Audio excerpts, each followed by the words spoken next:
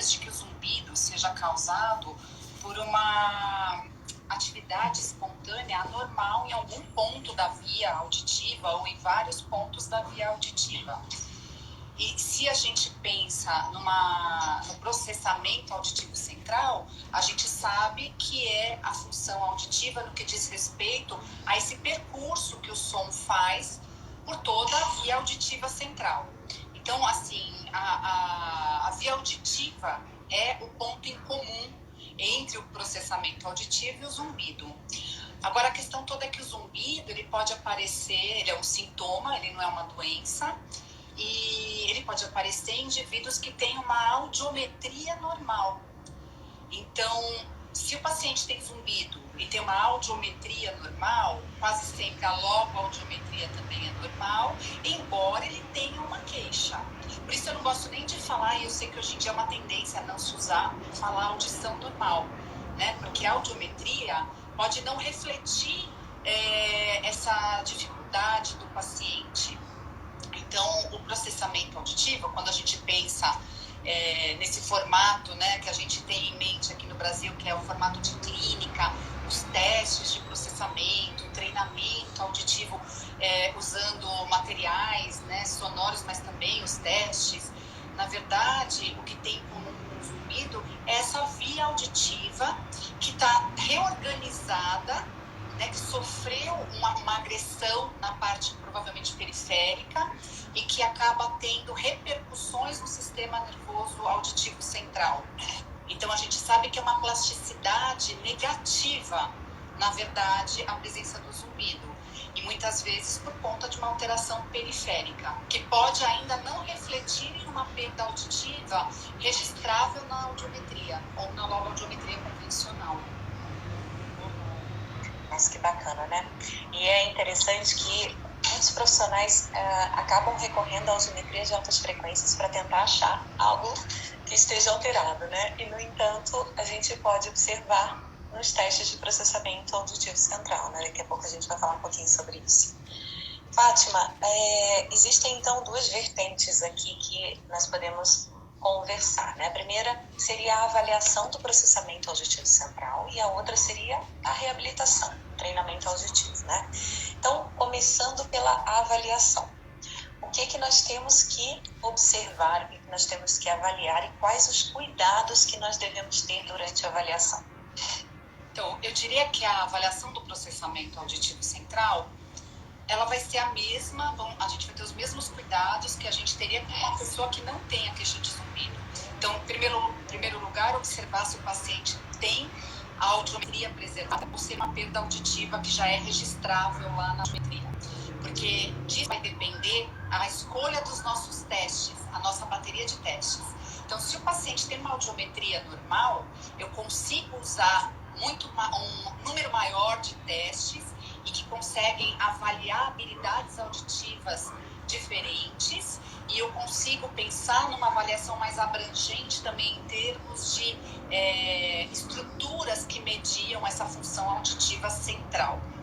Agora, se o meu paciente tem perda auditiva, que é o mais frequente no paciente com zumbido, né? A maioria dos pacientes com zumbido tem perda auditiva. E se eu vou pensar numa avaliação do processamento auditivo para uma pessoa que tem perda auditiva, eu vou ter que tomar cuidado na escolha desses testes. Então, acho que aí é a primeira diferença. Então, na verdade, a maioria dos testes de processamento auditivo, eles podem ser usados, a gente consegue aplicar em pessoas que tenham uma perda auditiva até grau moderadamente severo. Agora, a gente sabe que tem alguns testes que sofrem mais interferência da perda auditiva, por exemplo, os testes monaurais de baixa redundância. Então, se dá uma alteração e o paciente tem a perda auditiva, muitas vezes eu não consigo dizer se ele está dentro do normal ou não, porque a gente não tem uma normalidade, não há um padrão de normalidade para o indivíduo que tem perda auditiva. Mas a gente consegue fazer essa avaliação no sentido de fazer, por exemplo, uma comparação entre orelhas, né?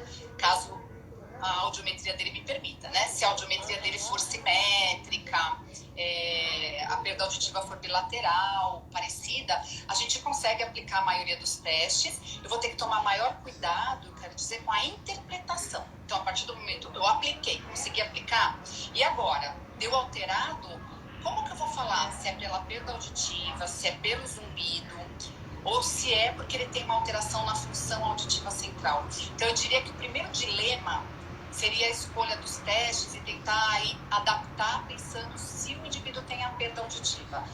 Passado esse dilema, eu vou entrar em outro, né? Porque eu tenho que saber interpretar os testes. Então, se dá alterado, não quer dizer necessariamente que esse indivíduo tem um transtorno de processamento auditivo. Vou ter que pensar e, com as minhas armas, né, disponíveis naquele momento, tentar entender se essa alteração no desempenho nos testes de processamento pode ser por uma alteração realmente da função auditiva central ou se é, no caso, pela questão periférica.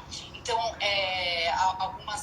uma das maneiras que a gente tem para saber, para tentar não errar nesse momento, tentar acertar, vamos dizer assim, é comparar orelhas. Então, se eu tenho uma audiometria bilateral simétrica, eu aplico testes de processamento auditivo, por exemplo, os testes de escuta dicótica, ou mesmo monoaurais, né, se eu consigo aplicar, eu vou investigar se o desempenho na função auditiva central é simétrico, assim como a audiometria. Se eu encontro um desempenho assimétrico nos testes de processamento auditivo diante de uma audiometria simétrica, aí levanta a bola de que possa ter uma alteração do processamento auditivo. Mas a gente fica muito limitado quando a gente pensa que a maioria dos indivíduos que tem zumbido tem perda auditiva. Então a gente tem que tomar cuidado e vai ter mais limitações por conta dessa questão. Não sei se Fátima falou, foi ótimo. Inclusive o Thiago fez um comentário aqui, deixa eu ler para todo mundo. Foi o que eu fiz na minha pesquisa, avaliando a atenção seletiva em pacientes com e sem incômodo com zumbido. Legal, Thiago. Existe algum cuidado, Fátima, com relação à intensidade do som, dependendo do loudness do zumbido, do pitch, enfim, a acufenometria é um pré-requisito? Fala um pouquinho pra gente, por favor, sobre isso. O que você está perguntando, Mônica, é se a acufenometria poderia interferir na avaliação de processamento auditivo, é isso? Se ela pode ajudar para você tomar algum cuidado na hora de dar o estímulo, por exemplo, né? Igual acontece com a audiometria tonal. A gente tem que conhecer um pouquinho que tipo de zumbido o paciente tem, a intensidade, a frequência, para na hora de chegar naquele limiar de audibilidade, a gente ter o cuidado de fazer uma pesquisa com um estímulo diferente do zumbido dele, numa intensidade, né, estando atento a isso, de que o zumbido pode mascarar o limiar auditivo dele, né? Então existe esse cuidado na audiometria tonal. No exame do processamento, a gente também tem que tomar cuidado com relação a esses parâmetros ou não precisa? Olha, sinceramente, Mônica, eu nunca li nada e na minha experiência, eu acho que a acufenometria talvez não interfira. O que eu penso que pode interferir mais é a questão do nível da sensibilidade. Vamos dizer assim, se o paciente tem uma hipersensibilidade associada ao zumbido ou não. Porque a gente sabe que, assim como a maioria dos pacientes que tem zumbido tem uma perda auditiva, a gente também sabe que metade dos pacientes com zumbido tem algum tipo de baixa tolerância a sons ou um aumento aí da sensibilidade a sons. Então, eu diria que a gente tem que tomar mais cuidado com a intensidade que a gente vai introduzir os testes de processamento, no sentido de evitar que haja um desconforto para o paciente, ou que possa haver uma distorção, porque se o paciente tem uma perda auditiva coclear, ele também pode ter o recrutamento. Então, assim como a logoaudiometria convencional, a gente tem que tomar cuidado, porque se eu coloco som muito intenso, eu posso fazer com que haja uma piora no desempenho, e não por conta de uma alteração central, mas sim de um problema técnico, uma questão técnica, que é fazer esse ajuste no nível de maior conforto quando a gente faz a logoaudiometria ou a avaliação do processamento auditivo. É verdade, você lembrou um ponto super importante, Fátima. A hiperacusia é frequentemente acompanhada aí, né, do zumbido, ou o zumbido é frequentemente acompanhado de hiperacusia, né? E a hiperacusia tem associação com distúrbios de processamento auditivo central, né? Então, tem alguns estudos mostrando que a hiperacusia ou algum tipo de hipersensibilidade auditiva é mais frequente, por exemplo, em crianças que tenham tido histórico de otite, e por conta disso a gente também sabe que criança com histórico de otite é mais suscetível a ter a alteração do processamento auditivo. Também tem estudos com crianças com síndrome de Williams e alguns outros problemas pontuais, alguns graus de autismo, mas de qualquer forma eu acho que é sempre importante a gente investigar se existe essa hipersensibilidade a sons, independente do paciente ser criança ou adulto, né? Eu acho que é uma pergunta que tem que fazer parte da nossa anamnese, né? A gente sabe que é muito frequente essa associação, né? A hipersensibilidade está presente nesses pacientes com zumbido. Com certeza. Tem mais uma pergunta aqui. Quais habilidades alteradas podem estar associadas ao zumbido? A atenção seletiva? O Thiago falou aí, foi o Thiago Araújo, né? Beijo, Thiago. Ele fez uma tese de doutorado super bonita com zumbido, né? Ele fez bem aí de colocar a tese dele. Existem alguns estudos respondendo essa pergunta, ainda bem que você está falando, Mônica, porque eu não enxergo as letrinhas. Não tem problema, deixa que eu vou lendo aqui. E aí a gente põe o óculos e fica tirando para poder colocar. Então, na verdade, assim, ó, os testes de processamento auditivo, se a gente pensar, vamos pensar então que o paciente não tem perda auditiva, vamos pensar no paciente com audiometria normal. Alguns estudos já foram feitos, inclusive o meu mestrado, que eu estava contando para vocês aí no começo da live, no intuito de tentar investigar o desempenho desses pacientes que têm queixa de zumbido, mas não têm perda auditiva, nos testes de processamento auditivo central. Assim como o meu, vieram outros trabalhos também. O meu aqui no Brasil foi um dos primeiros, porque ainda não tinha os testes de processamento, eu fiz logo naquele comecinho. Mas o que a gente vê assim, em comum entre esses estudos, né, é que, de fato, o paciente com a audiometria normal e queixa de zumbido, muitas vezes tem um desempenho, vamos dizer assim, pior do que alguém que não tenha perda auditiva, principalmente em testes que tenham competição, seja ruído competitivo, fala competitiva, que é o caso do fala no ruído, ou do SSI, ou mesmo do MLD, né, que é o Masking Level Difference. Então, são testes que avaliam de uma certa forma a figura fundo, atenção seletiva. Então, o que a gente observa é que o desempenho, esses estudos mostram que, de fato, o desempenho de um paciente que tem audiometria normal e queixa de zumbido pode ser pior comparado a alguém que não tenha o zumbido em testes que avaliam, vamos dizer assim, a atenção auditiva seletiva. Agora, paciente que tem perda auditiva e zumbido, como eu falei antes, já fica até mais difícil a gente estudar, porque a gente vai ter mais uma variável aí que pode interferir, prejudicando a interpretação do resultado, mas de qualquer forma eu acho que a gente tem que estar atento, e justamente os testes que avaliam essa questão da figura fundo, da atenção seletiva, são os testes que a gente sabe que sofrem mais interferência de perda auditiva. Então, que a gente sabe que o paciente pode ter um desempenho abaixo do esperado para a faixa etária dele, por conta da perda auditiva periférica, né? Então, a gente tem que estar atento a isso. Uma outra questão que eu ia falar rapidinho, Mônica, às vezes o paciente que tem a audiometria normal e a queixa de zumbido não tem o desempenho abaixo do normal. Esses estudos, mesmo do normal, mas quando comparado com um grupo sem o zumbido, a gente percebia que o desempenho era pior. E o que a gente vê nesses outros estudos também. Estou falando isso porque depois a gente tem que pensar como que a gente vai reabilitar, quando a gente começar a falar aí da reabilitação do processamento. Que habilidade que eu vou reabilitar? Vamos supor que a avaliação do processamento está dentro da normalidade, não é? Ótimo. Fátima, para a gente terminar, fechar a questão da avaliação, você recomenda que a avaliação do processamento seja feita em que momento no paciente com zumbido? Antes do diagnóstico nosológico, depois do diagnóstico nosológico, pré-terapia de reabilitação do zumbido?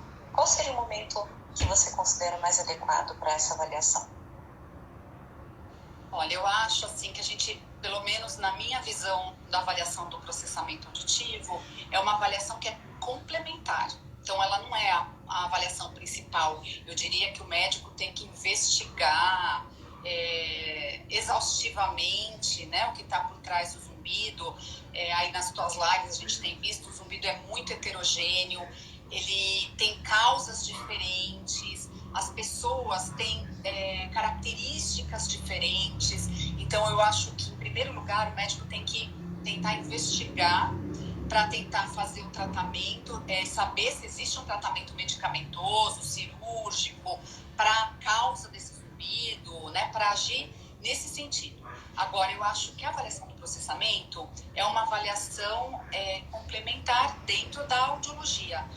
O carro-chefe não é o processamento. Então, o paciente com zumbido, eu diria que é mandatório passar por uma avaliação audiológica básica. Isso eu acho que é mandatório. E eu iria além. Eu acho que tem que fazer emissão otoacústica também, quando a audiometria dele permitir, ou para investigar essa avaliação, essa audição periférica. Eu acho que isso é o essencial. O processamento é complementar. Então, assim, eu acho que ele pode ser usado como um instrumento para tentar ajudar esse paciente de alguma outra forma. Então, eu diria que ele é complementar também a terapia, né, convencional. Ele não substitui de modo algum a utilização de aparelho, a adaptação de aparelho auditivo, né? O treinamento auditivo ele não substitui medicação para a causa do zumbido, não substitui. Mas ele pode ser usado como uma alternativa para tentar ajudar de uma outra forma esse paciente.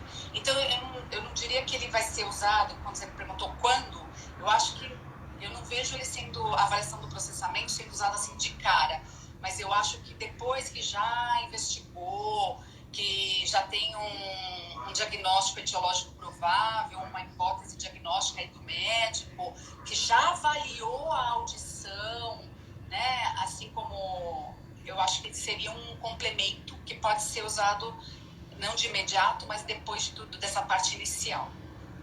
Ótimo, então ficou o recado aí para quem trabalha com reabilitação de zumbido, pensar nessa bateria aí de testes de avaliação do processamento num período durante o tratamento, né, de reabilitação. Fátima, você acha que, já entrando na parte de tratamento, né, que a reabilitação do processamento auditivo auxilia nas comorbidades associadas ao zumbido, né, como a atenção, por exemplo, enfim, seria para isso a reabilitação do paciente com zumbido? Quando eu comecei a falar, eu falei para vocês que uma das hipóteses assim, para a geração do zumbido, para o aparecimento do zumbido, é essa atividade neural, né, vamos dizer assim, anormal ou aberrante em algum ponto ou em vários pontos da via auditiva. Então, eu diria que o treinamento auditivo ele vai funcionar para tentar reorganizar essa via auditiva de alguma forma. Então, ele vai trabalhar no sentido de tentar sincronizar os disparos das fibras nervosas. Eu acho que ele vai tentar uma reorganização após essa lesão periférica que levou ao zumbido. Então, eu não sei, eu acho que é difícil a gente pensar na reabilitação do zumbido, no treinamento. Inclusive, eu acho que a gente ainda não tem uma fórmula para isso, né? A tentativa dos estudos que a gente vê, por exemplo, aqui no Brasil, foram tentativas de se usar o treinamento que a gente usa para um paciente com alteração de processamento auditivo, para um paciente que tem a queixa de zumbido. E tem o trabalho, por exemplo, lá da Alessandra Samelli e da Daniela Tugumia da USP, que é um trabalho lindíssimo, mas que mostra justamente isso. Será que a gente está no caminho certo? Eu não sei dizer, Mônica, porque o que a gente vê é que muitas vezes o paciente com zumbido, ele não tem, como eu falei anteriormente, uma alteração na avaliação comportamental do processamento auditivo. Ele tem a queixa, a gente percebe que está pior se a gente compara nos estudos com alguém que não tem a queixa, ou o desempenho, eu digo, né, nos testes de processamento, mas na hora que você vai usar a avaliação clinicamente, vamos supor, o normal lá no Fala com Ruído é maior ou igual a 72%. Ele tem um resultado assim, 80%, 76%, que é normal, né? Mas se a gente for pensar em outros indivíduos, pode ser que, né, ele poderia estar melhor do que isso. Então, o que vai ter de, vamos dizer assim, de intercorrência por conta dessa questão? A gente vai treinar esse paciente, mas não tem muito para onde ele melhorar. Que é o que a gente fala do efeito teto, ele já está bom, né? Então, mas eu acho que ainda assim, na minha cabeça, né, isso que eu estou dizendo, eu acho que ainda não tem um treinamento certo, né? Eu estou falando do treinamento que a gente usa convencionalmente, que é a tentativa dos estudos aqui do Brasil. Inclusive a Carol Pelé, ela também está aí assistindo, ela tá, alguém que está pensando em estudar isso no doutorado, e a gente estava conversando exatamente disso. Eu acho que o treinamento auditivo, nesses casos, né, fazer como se fosse alguém, eu acho que vai funcionar se tiver avaliação do processamento auditivo alterada. Então, eu não sei se a questão justamente por eles já terem um desempenho bom, não tão ruim, né, que a gente não consegue fazer melhorar tanto mais, ou se também a questão das ferramentas que a gente usa para avaliar, para monitorar essa melhora. Porque se eu uso a avaliação do processamento pré e pós-reabilitação, e pensando que a maioria deles tem uma avaliação do processamento que não é tão alterada assim, será que vai adiantar eu usar essa avaliação como parâmetro para ver se teve melhora? Então, eu acho que ainda não é por aí o caminho. Eu fico pensando assim, talvez eu acho que usar o THI, né, o questionário de handicap do zumbido, usar a escala visual analógica, talvez ajudem, mas eu acho que tudo que medir o que a gente percebe nesses pacientes pós-treinamento é que às vezes o que eles referem é que melhora a percepção do zumbido. Então eu gosto sempre de falar que o zumbido ele tem duas componentes, a percepção, que é o som, e a reação ao zumbido. São duas coisas diferentes. Então, quando a gente trabalha com terapia sonora, seja adaptação de aparelho, de gerador de som, assim como quando a gente trabalha com um treinamento auditivo, a gente está trabalhando com a percepção, o som do zumbido. A gente não está trabalhando com a reação que esse indivíduo tem ao zumbido. Então, eu imagino que para a gente avaliar e reavaliar, o THI talvez não seja um instrumento mais adequado também, porque ele vai ver exatamente essa questão mais funcional e emocional com relação ao zumbido, né? É ele que dá talvez a escala visual analógica, né? Fazendo alguma pergunta mais específica com ela, né? Não só qual o seu desconforto, né? Mas eu acho que perguntar da intensidade, da loudness, né? Você acha que diminuiu o volume do seu zumbido, né? Dá uma nota de 0 a 10 agora, depois desse treinamento. Mas eu acho que a gente ainda precisa crescer um pouco nesse sentido, porque eu acho que a gente ainda não tem uma resposta nem com relação ao treinamento auditivo e nem com relação a esses instrumentos que a gente usa para saber se teve a melhora ou não. Mas o relato do paciente muitas vezes é positivo, de que tem uma melhora. Então, por isso que eu continuo acreditando que a gente tem que investir nos estudos com treinamento auditivo e que eu acho que a gente pode usar isso em clínica, né? Desde que a gente saiba o que orientar o paciente, né? Porque provavelmente a gente não vai fazer o zumbido dele desaparecer. Mas eu tô falando especificamente do treinamento auditivo acusticamente controlado que a gente usa para o processamento auditivo. Ótimo. Tem um comentário aqui, Fátima, deixa eu ler. É da Ana Paula. Médicos encaminharam para treinamento auditivo sem exame de processamento. Fiz a avaliação e apareceu alteração em testes temporais, resolução temporal e ordenação temporal. Esses achados são comuns? Então, alguns estudos encontraram, sim, a alteração nos testes temporais, mas eu acho que o mais comum são as alterações ainda de atenção seletiva, figura fundo que a gente falou anteriormente. Mas o que eu diria para Ana Paula É exatamente isso que eu falei agora há pouco. Se ela encontrou essas alterações lá na avaliação, é aí que ela tem que fazer um planejamento terapêutico, a intervenção dela por meio do treinamento auditivo, ao meu ver, né, tem que ser focada nessas habilidades que estão deficientes. Então, se meu paciente tem problema de resolução temporal, discriminação de frequência, eu vou planejar um treinamento que foque nessas habilidades auditivas. Agora, se o paciente não tem alteração de processamento detectada lá no são dois grupos diferentes. São duas coisas diferentes, né? Percebe, Mônica? Então, esses que não têm alteração, eu diria que a gente pode usar aquele treinamento auditivo que já é um pacotinho feito, que eu vou usar as mesmas estimulações, vou treinar as mesmas habilidades, independente do que deu na avaliação. Então, eu tenho 2 caminhos a percorrer se eu receber um paciente para treinamento auditivo porque tem zumbido no consultório.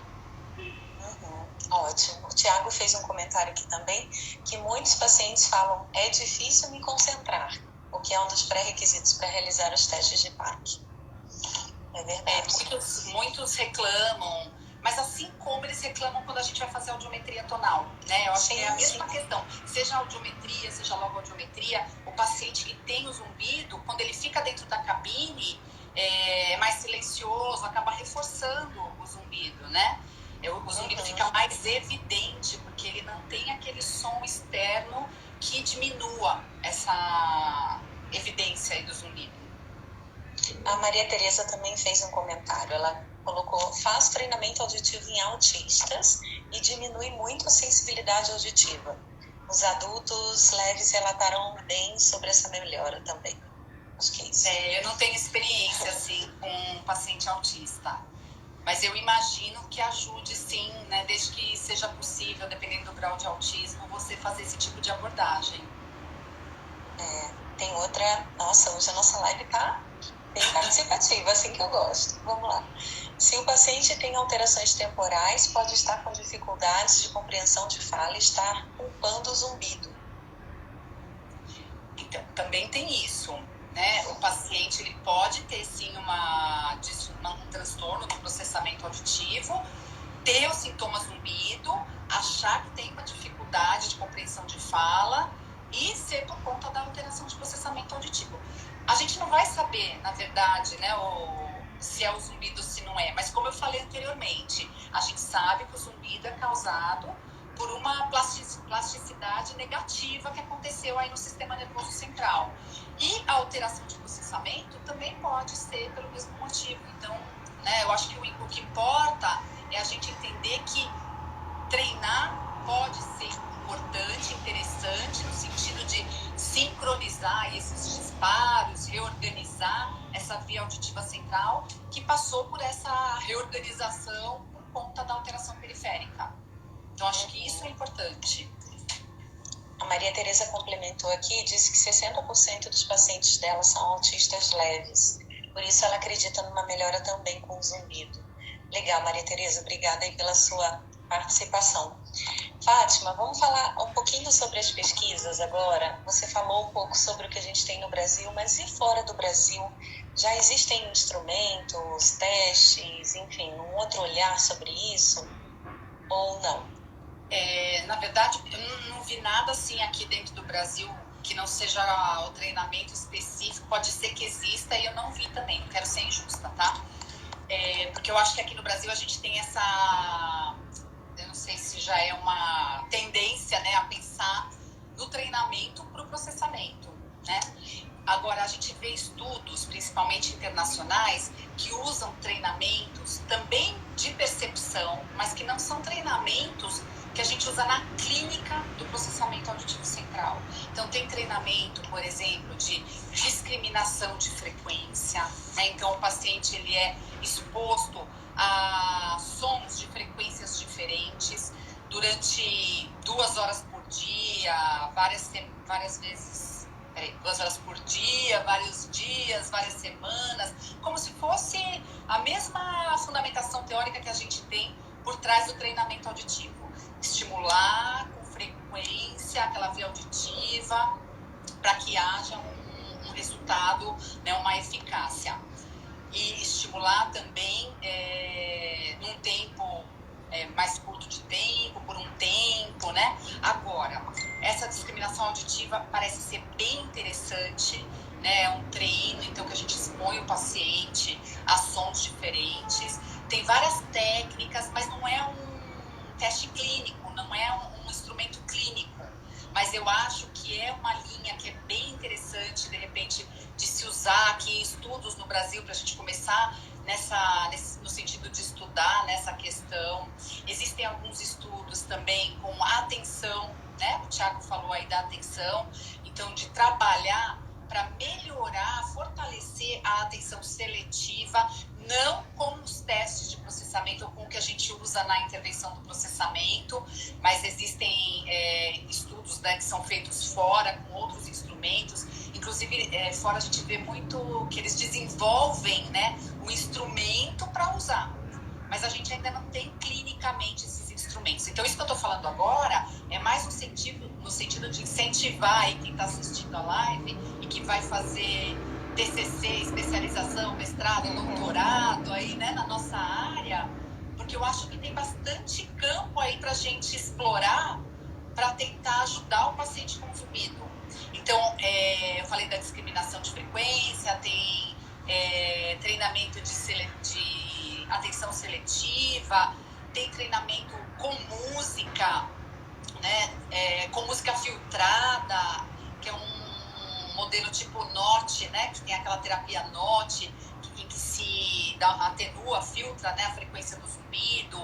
Então, se faz a mesma coisa com a música. Então, tem propostas de treinamento que estão publicadas, né, que a gente tem na literatura internacional, que mostram que tem possibilidades interessantes para a intervenção aí da função auditiva central do paciente com zumbido, não necessariamente com esse raciocínio aí que a gente tem, que eu também tenho, que é de usar os testes e o treinamento que a gente pensa do processamento auditivo central.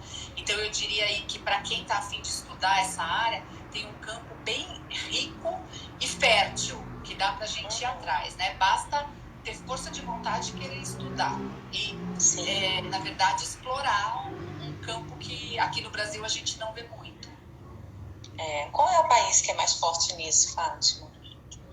Olha, a Europa tem bastante trabalho, Alemanha, Nova Zelândia.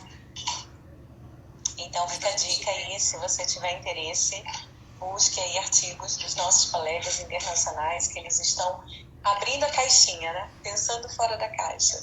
Exatamente. Seria mais ou menos isso. Fátima, com relação a essas técnicas que existem por aí de treinamento, como citaram aqui agora o método Sena, neuromodulação, enfim, você conhece algum desses? Você tem alguma coisa a dizer sobre eles? Olha, eu não posso falar do método Sena porque eu não conheço.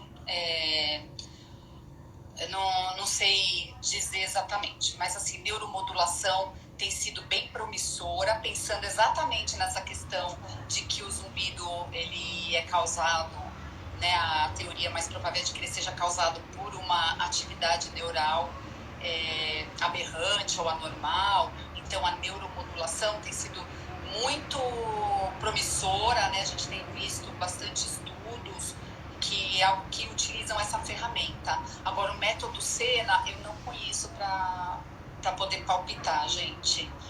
E eu não sei se tem algum estudo, pelo menos aqui eu procurei, eu fui dar uma olhadinha hoje, fui fazer minha lição de casa, e eu não achei nada, assim, não vi nada do método Sena específico para zumbido. Olha aí, mais um campo para quem está a fim de explorar, não é? Tá cheio de gente que eu sei que no Brasil usa o método Sena, de repente tentar usar, né, e atrás... Para descobrir a efetividade, né? Então, e o Violeta, sua pergunta está respondida. Eu acho que a gente tem que pensar sempre que para poder usar na prática clínica, tem que ter evidência científica. Tudo bem que às vezes a gente não consegue provar por A mais B que aquilo é eficaz, mas que clinicamente a gente percebe, né? Às vezes por conta da metodologia do estudo, que é um exemplo mais nítido disso, eu acho que é a adaptação de aparelho em paciente com zumbido. Se vocês forem olhar esses consensos internacionais e as revisões sistemáticas, eles falam que não tem evidência de que o aparelho auditivo seja eficaz para diminuir a percepção do zumbido. Só que a gente, na clínica, na prática, percebe que o paciente se beneficia. Ele acha que melhora o zumbido, né, com o aparelho auditivo. Então, pode ser que esses estudos ainda não tenham um método que seja um método adequado, que permita que a gente tenha essa evidência científica. Então, eu acho assim, por exemplo, o método Sena, eu sei que tem muitas pessoas que têm essa formação. Então, eu acho que cabe a essas pessoas tentarem, né, se acham que é pertinente no caso do zumbido, tentar explorar, fazer um estudo científico para mostrar, né, tentar mostrar se é eficaz ou não. Ótimo convite, Fátima. Violeta, fica o convite aí para você também. Tem uma pergunta do Danilo. Há pesquisa sobre zumbido e ou treinamento auditivo para o público de profissionais de música? Eu não conheço. Sinceramente, eu não conheço. Aqui no Brasil, a gente tem muitos estudos com músicos, né? Eu não conheço. Se alguém conhecer, coloca aí. Mas como eu falei, eu andei dando uma busca assim e não vi nada não com músico. Também é interessante, né? Tem estudos com músicos, mas eu vejo muito mais estudos com avaliação de processamento, treinamento auditivo para músico, mas específico para músico com zumbido, eu desconheço. É mais uma área de estudo, né? Então, Exatamente. ficam vários convites aqui para quem tiver interesse em seguir aí nessa carreira acadêmica ou até mesmo em se desenvolver profissionalmente, né? E ajudar tantas pessoas. Fátima, então, só para a gente concluir essa parte do treinamento auditivo, fazendo um fechamento aqui. Você sugere, então, que sejam divididos dois grupos de pacientes, aqueles pacientes que têm uma alteração no processamento auditivo e aquele grupo que não tem alteração no processamento auditivo, né? E aí, para cada um desses grupos, nós vamos utilizar um conjunto aí de recursos para treinamento que são validados cientificamente, né? Então, para quem não tem perda auditiva... É uma ideia minha, tá? Que eu acabei de falar. Ótimo, com certeza tem... Não, mas com certeza tem muito valor. Eu sou professora, né? Sou pesquisadora numa universidade, mas eu sempre atendi, eu sempre gostei de atender paciente. Então, eu não consigo abrir a gavetinha, pensar só como uma pesquisadora. Então, eu penso sempre como clínica. E como clínica, o meu conselho é esse. Porque eu vejo que os médicos têm encaminhado, né? Embora a gente não tenha um protocolo. Então, o meu conselho é esse. Primeiro de tudo, faz a avaliação. Então, o paciente veio com zumbido, faz a avaliação.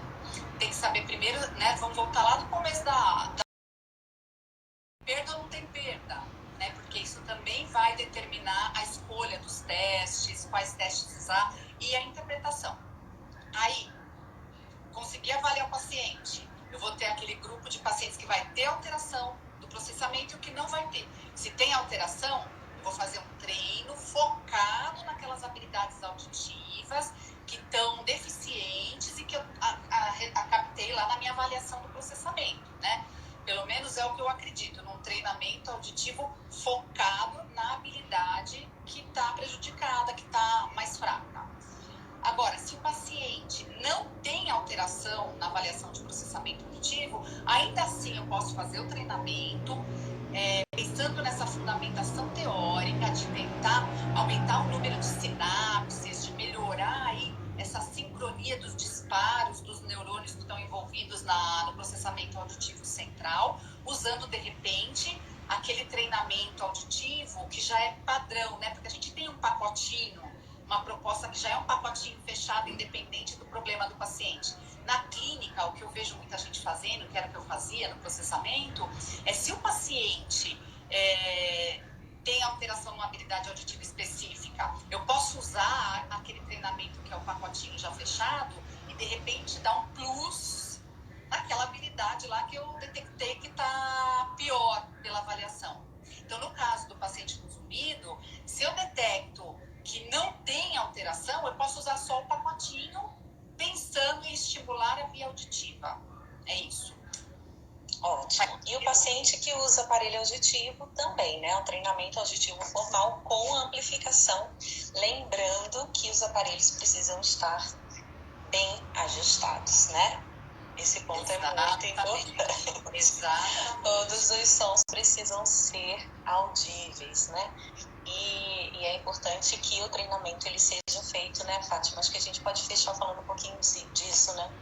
No treinamento auditivo em pacientes que usam aparelho auditivo, quais são os pré-requisitos, né?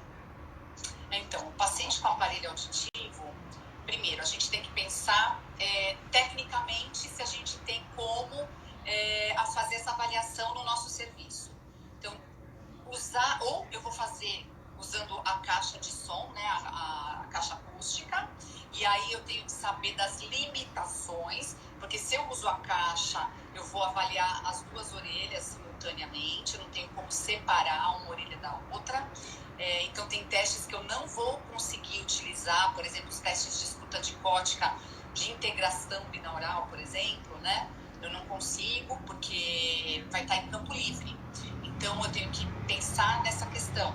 Aí, se eu vamos supor que eu tenha um fone daquele circunaural que é maiorzão, grandão, eu posso tentar fazer a avaliação com aquele fone e o aparelho auditivo, se não der a microfonia, ou usar o fone de inserção com o aparelho auditivo também, caso não tenha microfonia. Ou eu posso fazer a avaliação sem os aparelhos auditivos, se o grau da perda e a simetria entre as orelhas me permitir fazer essa avaliação. Então, o que eu acho que é complicado, assim, tanto para o processamento auditivo, eu me lembro que quando eu comecei a estudar isso, o Dr. Orozimbo, ele falava, bom, primeiro que até hoje ele passa do meu lado e faz... Porque ele dizia que eu era louca. Quem vai estudar zumbido, processamento auditivo? Ele falava, mas são dois temas controversos. Ele falava, só você para querer estudar essas duas coisas. Então, a gente já sabe que os dois são temas muito complicados. E o que eu queria dizer é difícil dar uma receita de bolo. Eu estou tentando, assim, deixar o mais simples possível um tema que é muito complicado pela heterogeneidade do zumbido, pela questão da avaliação de processamento auditivo, que parece que é fácil, mas não é nada fácil, exige raciocínio, não é... Tem as questões técnicas, mas também tem muitas questões de interpretação. Eu acho que são dois temas, de fato, bastante complexos, né? Então, a gente tem que estudar muito e pensar sempre com muito carinho, tanto no processamento quanto no zumbido. Acho que é isso. Ótimo. Fátima, muito obrigada. A gente já está chegando aqui no finalzinho da nossa live. Eu queria agradecer muito a sua generosidade, compartilhar com a gente aí tanto conhecimento, tanta experiência, tantos anos, né, de trabalho e amor pelo tema, né, que o Dr. Orozimbo está muito certo, realmente. Tem que ter muita coragem para trabalhar e estudar dois temas tão complexos, né?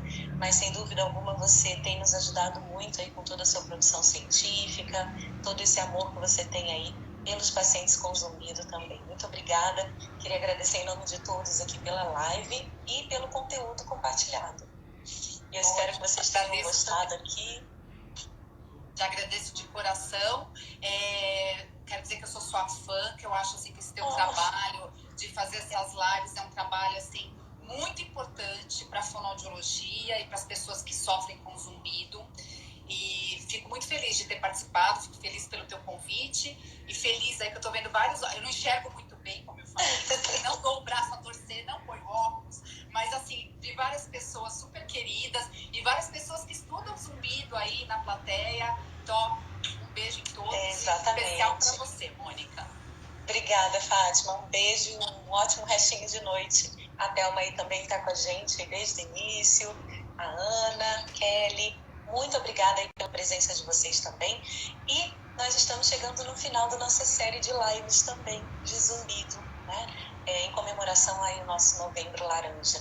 Na semana que vem, nós vamos falar sobre perícia fonoaudiológica, que é mais uma especialidade que o Conselho Federal divulgou e disponibilizou para que o fonoaudiólogo possa estudar e ser referência aí no assunto. Então, semana que vem, a doutora Alice Pena estará aqui conosco para falar sobre perícia fonoaudiológica. Fátima, um beijo grande, muito obrigada, tá? Beijo. E a gente se vê aí nos congressos. Um beijo. Obrigada, Mônica. Boa noite. Boa noite. Pessoal, muito obrigada e a gente se vê então na próxima segunda-feira, na nossa próxima live, tá? Beijo grande para vocês, uma ótima semana e semana que vem no EIA, né? Se vocês estiverem lá, nós nos encontraremos, tá bom? Um beijo, até semana que vem ou até... Perda ou não tem perda, né? Porque isso também vai determinar a escolha dos testes, quais testes usar e a interpretação. Aí, conseguir avaliar o paciente. Eu vou ter aquele grupo de pacientes que vai ter alteração do processamento e o que não vai ter. Se tem alteração, eu vou fazer um treino focado naquelas habilidades auditivas que estão deficientes e que eu captei lá na minha avaliação do processamento, né? Pelo menos é o que eu acredito, num treinamento auditivo focado na habilidade que está prejudicada, que está mais fraca. Agora, se o paciente não tem alteração na avaliação de processamento auditivo, ainda assim eu posso fazer o treinamento, pensando nessa fundamentação teórica de tentar aumentar o número de sinapses, de melhorar aí essa sincronia dos disparos dos neurônios que estão envolvidos no processamento auditivo central, usando, de repente, aquele treinamento auditivo que já é padrão, né? Porque a gente tem um pacotinho, uma proposta que já é um pacotinho fechado, independente do problema do paciente. Na clínica, o que eu vejo muita gente fazendo, que era o que eu fazia no processamento, é se o paciente tem alteração numa habilidade auditiva específica, eu posso usar aquele treinamento que é o pacotinho já fechado e, de repente, dar um plus naquela habilidade lá que eu detectei que está pior pela avaliação. Então, no caso do paciente com zumbido, se eu detecto que não tem alteração, eu posso usar só o pacotinho pensando em estimular a via auditiva. É isso. Ótimo. E o paciente que usa aparelho auditivo também, né? Um treinamento auditivo formal com amplificação. Lembrando que os aparelhos precisam estar bem ajustados, né? Esse ponto é muito importante. Exatamente. Todos os sons precisam ser audíveis, né? E é importante que o treinamento ele seja feito, né, Fátima? Acho que a gente pode fechar falando um pouquinho disso, né? No treinamento auditivo em pacientes que usam aparelho auditivo, quais são os pré-requisitos, né? Então, o paciente com aparelho auditivo, primeiro, a gente tem que pensar tecnicamente se a gente tem como fazer essa avaliação no nosso serviço. Então, ou eu vou fazer usando a caixa de som, né, a caixa acústica, e aí eu tenho que saber das limitações, porque se eu uso a caixa, eu vou avaliar as duas orelhas simultaneamente, eu não tenho como separar uma orelha da outra. Então tem testes que eu não vou conseguir utilizar, por exemplo, os testes de escuta dicótica de integração binaural, por exemplo, né? Eu não consigo porque vai estar em campo livre. Então eu tenho que pensar nessa questão. Aí, se eu vamos supor que eu tenha um fone daquele circunaural, que é maiorzão, grandão, eu posso tentar fazer a avaliação com aquele fone e o aparelho auditivo, se não der a microfonia, ou usar o fone de inserção com o aparelho auditivo também, caso não tenha microfonia. Ou eu posso fazer a avaliação sem os aparelhos auditivos, se o grau da perda e a simetria entre as orelhas me permitir fazer essa avaliação. Então, o que eu acho que é complicado, assim, tanto para o processamento auditivo, eu me lembro que quando eu comecei a estudar isso, o doutor Orozimbo, ele falava, bom, primeiro que até hoje ele passa do meu lado e faz... Porque ele dizia que eu era louca. Quem vai estudar zumbido processamento auditivo? Ele falava, mas são dois temas controversos. Ele falava, você vai querer estudar essas duas coisas. Então, a gente já sabe que os dois são temas muito complicados. E o que eu queria dizer é difícil dar uma receita de bolo. Eu estou tentando, assim, deixar o mais simples possível um tema que é muito complicado pela heterogeneidade do zumbido, pela questão da avaliação de processamento auditivo, que parece que é fácil, mas não é nada fácil, exige raciocínio, não é... Tem as questões técnicas? Tem questões técnicas, mas também tem muitas questões de interpretação. Eu acho que são dois temas, de fato, bastante complexos, né? Então, a gente tem que estudar muito e pensar sempre com muito carinho, tanto no processamento quanto no zumbido. Acho que é isso. Ótimo. Fátima, muito obrigada. A gente já está chegando aqui no finalzinho da nossa live. Eu queria agradecer muito a sua generosidade, compartilhar com a gente aí tanto conhecimento, tanta experiência, tantos anos, né, de trabalho e amor pelo tema, né, que o doutor Orozingo está muito certo, realmente. Tem que ter muita coragem para trabalhar e estudar dois temas tão complexos, né? Mas sem dúvida alguma você tem nos ajudado muito aí com toda a sua produção científica, todo esse amor que você tem aí pelos pacientes com zumbido também. Muito obrigada. Queria agradecer em nome de todos aqui pela live e pelo conteúdo compartilhado.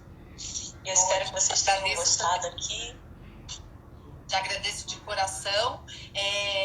Quero dizer que eu sou sua fã, que eu acho assim, que esse teu trabalho de fazer essas lives é um trabalho assim, muito importante para a fonoaudiologia e para as pessoas que sofrem com zumbido.